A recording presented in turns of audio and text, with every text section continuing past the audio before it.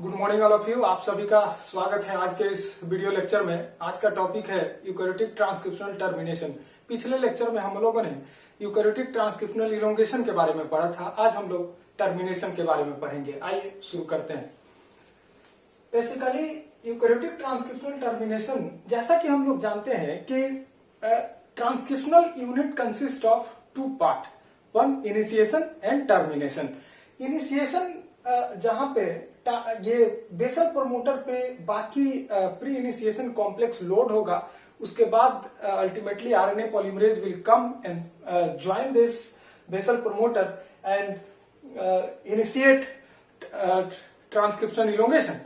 अब जैसे ये RNA polymerase at the end of the gene पहुंचता है, जहां पे टर्मिनेशन साइट है, वहां पे टर्मिनेशन होगा। Eukaryotic termination, eukaryotic transcriptional termination basically ये लिंक्ड है पॉलीएडेनाइलेशन से। पॉलीएडेनाइलेशन एक तरह का पोस्ट ट्रांसक्रिप्शनल मॉडिफिकेशन है, उससे ये लिंक्ड है। इसको हम लोग देखेंगे कि ये कैसे पोस्ट ट्रांसक्रिप्शनल मॉडिफिकेशन पॉलीएडेनाइलेशन से ये लिंक्ड है। अब देखिए कि ऐसा है कि आरएनए पॉलीमरेज जैसे जहां टर्मिनेशन साइट पे पहुंचता है, टर्मिनेशन साइट क्या है? पॉली ए रिच साइट है। ये जैसे यहां पहुंचता है, इससे पहले ही ड्यूरिंग इलोंगेशन टाइम इस सीटीडी ऑफ आरएनए पॉलीमरेज, ये जैसा कि हम लोग जानते हैं कि इसमें जो हेप्टाइड है YSPTSPS, ये हेप्टाइड है। ये फॉस्फोरिलेटेड सेरीन नंबर 2 फॉस्फोरिलेटेड है इन केस ऑफ इलोंगेशन। अब ड्यूरिंग इलोंगेशन के समय होता क्या है कि ये आरएनए पॉलीमरेज का सीटीडी एंड केवल फॉस्फोरिलेटिंग साइट नहीं है, इसके साथ साथ ये लैंडिंग पैड भी है बहुत सारे मॉडिफिकेशनल इंजाइम को लगने के लिए। बहुत सारा मॉडिफिकेशनल इंजाइम ड्यूरिंग इलोंगेशन ये आके इसके साथ बाइंड कर जाता है। इसी दौरान जैसे कि यहाँ इलोंगेशन होना शुरू हुआ तो 3 इंपॉर्टेंट प्रोटीन इसके साथ आके बाइंड कर जाता है सीटीडी से। 3 इंपॉर्टेंट प्रोटीन। अभी हम लोग इस पर चर्चा करते हैं कि वो तीनों इंपॉर्टेंट प्रोटीन है क्या। अब देखिए, जैसे ये टर्मिनेशन साइट पे जैसे पहुंचने वाला होता है आरएनए पॉलीमरेज, उससे पहले ये ट्रांसक्रिप्ट के अंदर, इस एमआरएनए ट्रांसक्रिप्ट के अंदर एक पॉलीएडेनाइलेशन सिग्नल सीक्वेंस ट्रांसक्राइब्ड होता है। पॉलीएडेनाइलेशन सिग्नल सीक्वेंस, देखिए ये कंजर्व्ड सीक्वेंस है, ये पॉलीएडेनाइलेशन सिग्नल सीक्वेंस है AAU AAA। देखिए इस सीक्वेंस को हम लोग बोलते हैं पॉली एडिनाइलेशन सिग्नल सीक्वेंस। ये एक्चुअली ये कंजर्व्ड सीक्वेंस है।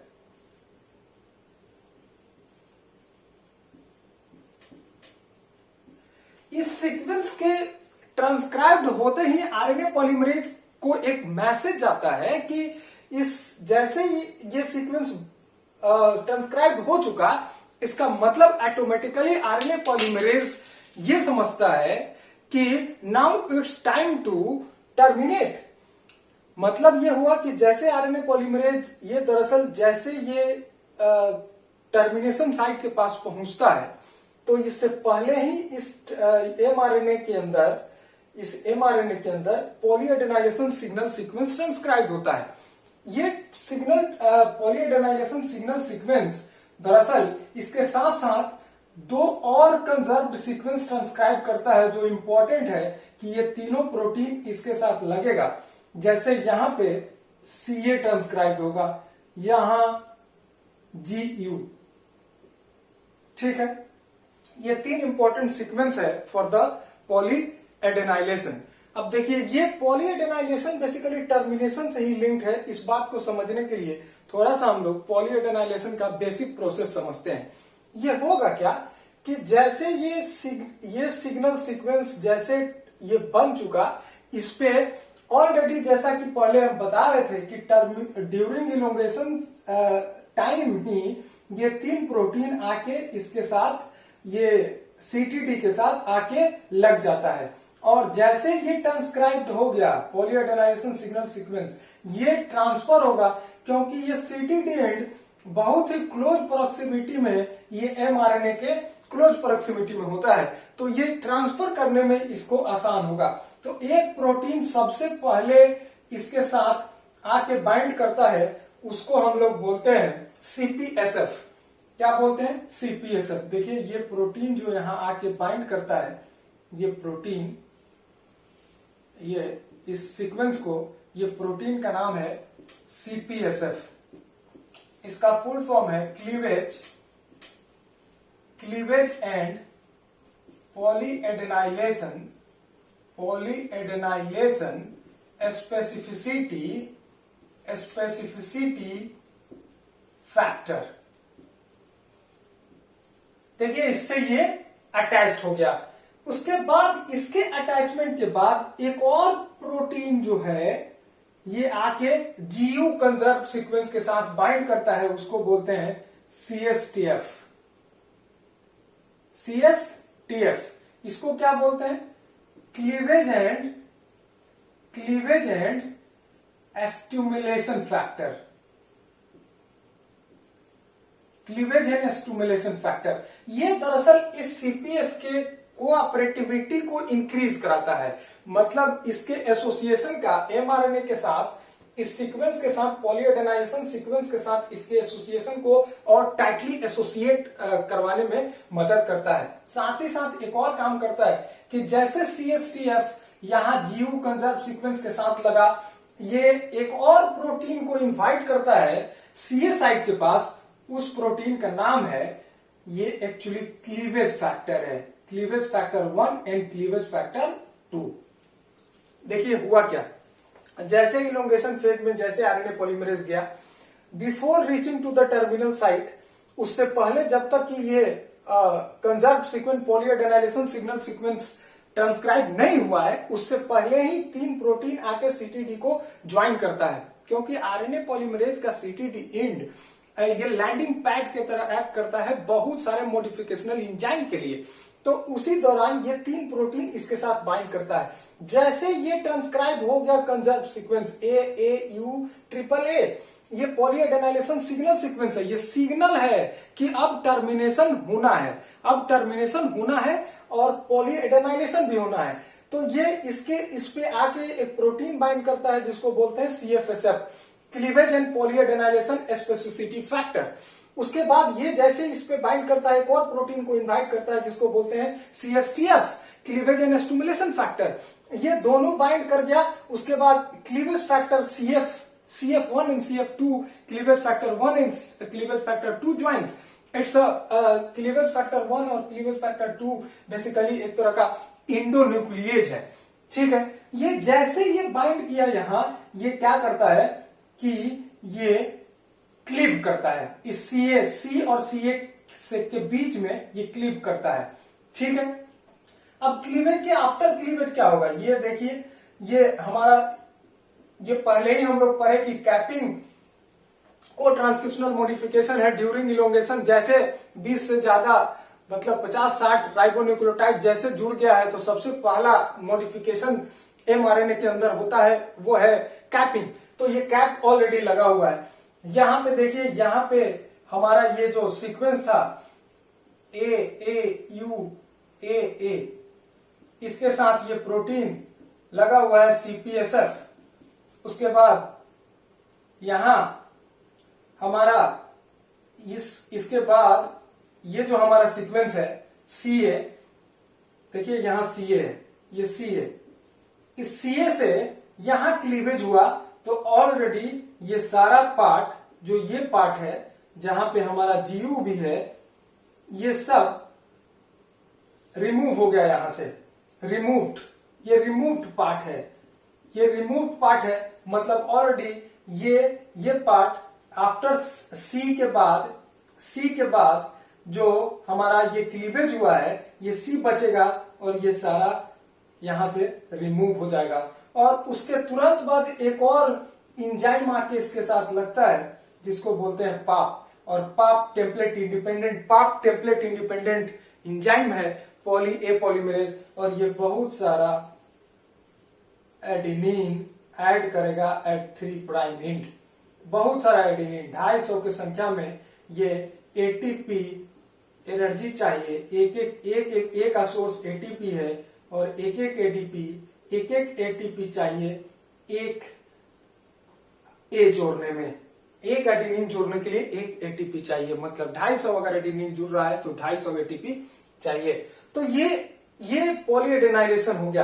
अब आफ्टर पॉलीएडेनाइलेशन जैसे देखिए यहां से, जैसे अगर हम इसको यहां से देखें कि यहां से देखें, अगर देखिए ये अगर हम समझें तो ये जैसे पॉलीएडेनाइलेशन हो गया, ये हमारा बाहर आ गया, तो उसके बाद यहां से जो ये टर्मिनल, ये आरएनए पॉलीमरेज, ये जो एमआरएनए है, ये एमआरएनए यहां देखिए हैंगिंग है, यहां से ये निकल गया है, ये वाला निकल गया, ये बच गया, ये बाहर आ गया, ये जो एमआरएनए है ये बाहर आ गया और ये बच गया। लेकिन इसके बावजूद after cleavage by CF1 and CF2 RNA polymerase still transcribe, ये आरएनए पॉलीमरेज मूव करते रहता है टुवर्ड्स डाउनस्ट्रीम, कुछ न्यूक्लियोटाइड तक आगे ये मूव करता है। अब देखिए तो क्या होगा कि अब इसको एक्सप्लेन करने के लिए, टर्मिनेशन को एक्सप्लेन करने के लिए दो मॉडल है एक्सप्लेन करने के लिए टर्मिनेशन को। दोनों मॉडल का नाम ये है, एक मॉडल को बोलते हैं टर्पीडो मॉडल और दूसरा मॉडल है एलोस्टेरिक मॉडल।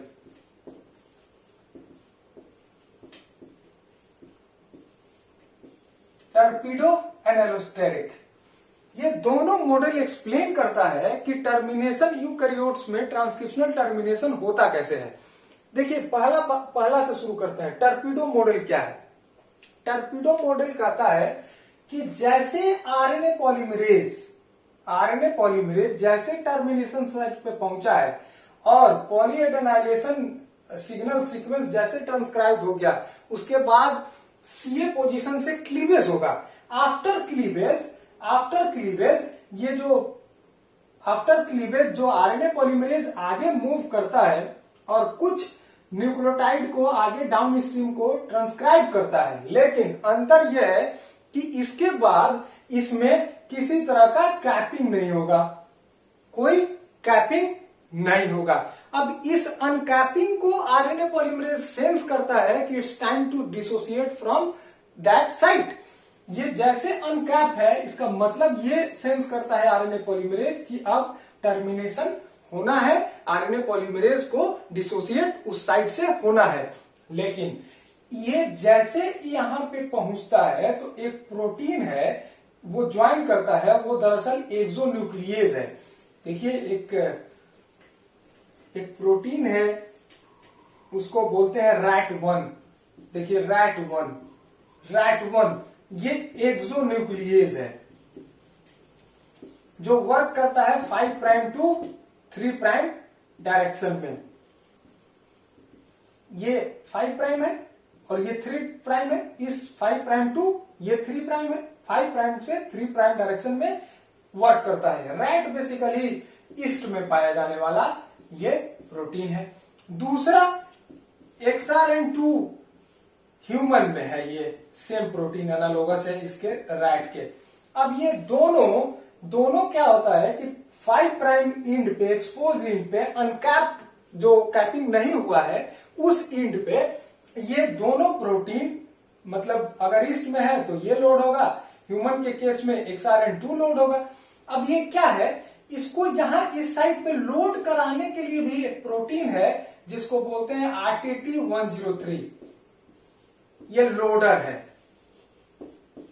देखिए फिर से बोल रहे हैं, ये रैट क्या है, ये RAT1 in case of east और XRN2 in case of human, ये एक तरह का एक्सोन्यूक्लियेज है जो वर्क करता है 5 प्राइम टू 3 प्राइम डायरेक्शन में। ये क्या करता है, ये क्लीव करता है इसके इस न्यूक्लियोटाइड को क्लीव करता है यहां से। ये क्या करता है, ये 5 प्राइम पे आके यहां ये लगेगा XRN2 या रैट। अब ये लोड कराने वाला प्रोटीन RTT103 है, ये इस साइड पे लोड करा दिया। ये देखिए ये एग्जैक्टली वर्क करता है रो डिपेंडेंट टर्मिनेशन की तरह। ये क्या करता है, ये फास्ट रेट में क्लीवेज करते करते करते यहां तक आरएनए पॉलीमरेज के पास आरएनए पॉलीमरेज 2 से कोलाइड करता है, और ड्यू टू कोलिजन ये आरएनए पॉलीमरेज यहां से डिसोसिएट कर जाता है। ठीक है, ये टर्पीडो मॉडल यही है। टर्पीडो मॉडल क्या है कि इसमें एक exonuclease basically after polyadenylation signal sequence cleavage जो हुआ है, ये आफ्टर क्लीवेज ये क्या होता है कि यहां पे जो एक्सपोज 5 प्राइम एंड है वो अनकैप्ड होता है, अनकैप्ड विदाउट एनी कैप। अब ये अनकैप्ड होने के चलते क्या है कि एक RTT103 प्रोटीन है, वो लोड करता है कि एक्सोन्यूक्लियस को, जिसको बोलते हैं XRN2 in case of human, और इन केस ऑफ ईस्ट इसको RAT1 बोलते हैं। ये एक्सोन्यूक्लियस है जो वर्क करता है 5 प्राइम टू 3 प्राइम डायरेक्शन में। ये क्या होगा, यहां बाइंड करेगा, और ये आफ्टर क्लीवेज ये फास्ट रेट में मूव करता है, एकदम फास्ट मूवमेंट है इसका। आगे आगे बढ़ते बढ़ते जाके आरएनए पॉलीमरेज से कोलाइड करता है। आपको ड्यू टू कोलिजन, क्योंकि ऑलरेडी आरएनए पॉलीमरेज का एसोसिएशन लूज हो चुका है आफ्टर क्लीवेज, तो जैसे ही थोड़ा सा धक्का पर आरएनए पॉलीमरेज वहां से डिसोसिएट कर जाता है। ये टर्पीडो मॉडल है। एलोस्टेरिक मॉडल क्या है, एलोस्टेरिक हालांकि दोनों मॉडल वेल प्रूवन मॉडल नहीं है, एक्सेप्टेड नहीं है, मतलब ये नहीं है कि ये दोनों मॉडल वर्क करता है, ये 100% पता नहीं है। हालांकि ये दोनों मॉडल का चर्चा हर टेक्स्ट बुक में होता है, तो इसीलिए हम लोग इस पे बात कर रहे हैं। हालांकि ये कहीं नहीं है कि ये दोनों मॉडल एग्जैक्टली वर्क करता है, इसीलिए ये मॉडल एक तरह का हाइपोथेटिकल मॉडल है। अब देखिए ये क्या है कि एलोस्टेरिक मॉडल के हिसाब से क्या है कि जैसे after cleavage conformational changes occurs in RNA polymerase.